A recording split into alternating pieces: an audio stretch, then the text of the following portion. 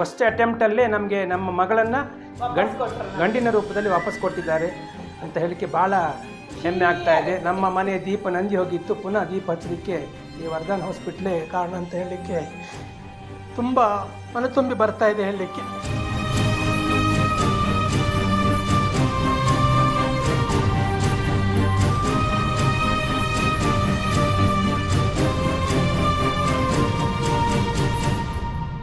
ಮದುವೆಯಾಗಿ ಸುಮಾರು 20 ವರ್ಷ ಆಯಿತು. ನಮಗೊಂದು ಮಗಳಿದ್ದಿದ್ಲು. ಮಗಳು ದುರ್ದೈವಶಾತ್ ಅವಳು ತೀರ್ಕೊಂಡ್ಳು. ಅದ ನಂತರ ನಾವು ಒಂದು ಬೇರೆ ಕಡೆ ಆಸ್ಪತ್ರೆಯಲ್ಲಿ ನಾವು 3-4 ಸಲ ಪ್ರಯತ್ನ ಪಟ್ವಿ. IVFಗೆ ಸಕ್ಸಸ್ ಆಗಲಿಲ್ಲ. ಸಾಧಾರಣ ಒಂದು 20 lakhs ತನಕ ನಮಗೆ ಖರ್ಚಾಯಿತು. ನಂತರ ನಾವು ಡೆಸ್ಪರೇಟಾಗಿ ಯೂಟ್ಯೂಬ್ನಲ್ಲಿ ನನ್ನ ಮಿಸ್ಸಸ್ಸು ಸರ್ಚ್ ಮಾಡಿ ಅಲ್ಲಿ ಬೆಂಗಳೂರಲ್ಲಿ ವರ್ಧಾನ್ ಅನ್ನುವಂಥ ಒಂದು ಹಾಸ್ಪಿಟಲ್ ಇದೆ, ಅಲ್ಲಿ ಒಳ್ಳೆ ರೀತಿಯಲ್ಲಿ ಟ್ರೀಟ್ಮೆಂಟ್ ಆಗ್ತದೆ ಅನ್ನುವಂಥದ್ದು ಮನೆಗಂಡು ನಾವು ಇಲ್ಲಿ ಬಂದ್ವಿ. ಸಾಧಾರಣ ಒಂದು 8-10 ಸಲ ಬಂದಿದ್ವಿ ಇಲ್ಲಿ ಟ್ರೀಟ್ಮೆಂಟಿಗೆ. ಇಲ್ಲಿಯ ಡಾಕ್ಟರ್ ಭಾಳ ತುಂಬ ಚೆನ್ನಾಗಿದ್ದಾರೆ, ಸಿಸ್ಟರ್ಸ್ ಕೂಡ ತುಂಬ ಚೆನ್ನಾಗಿದ್ದಾರೆ.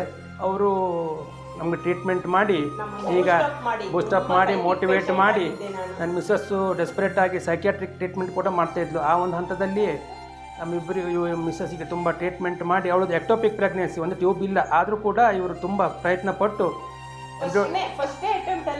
ಫಸ್ಟ್ ಅಟೆಂಪ್ಟಲ್ಲೇ ನಮಗೆ ನಮ್ಮ ಮಗಳನ್ನು ಗಂಡಿನ ರೂಪದಲ್ಲಿ ವಾಪಸ್ ಕೊಟ್ಟಿದ್ದಾರೆ ಅಂತ ಹೇಳಲಿಕ್ಕೆ ಭಾಳ ಹೆಮ್ಮೆ ಆಗ್ತಾ ಇದೆ. ನಮ್ಮ ಮನೆ ದೀಪ ನಂದಿ ಹೋಗಿತ್ತು, ಪುನಃ ದೀಪ ಹಚ್ಚಲಿಕ್ಕೆ ಈ ವರ್ಧನ್ ಹಾಸ್ಪಿಟ್ಲೇ ಕಾರಣ ಅಂತ ಹೇಳಲಿಕ್ಕೆ ತುಂಬ ಮನತುಂಬಿ ಬರ್ತಾ ಇದೆ ಹೇಳಲಿಕ್ಕೆ.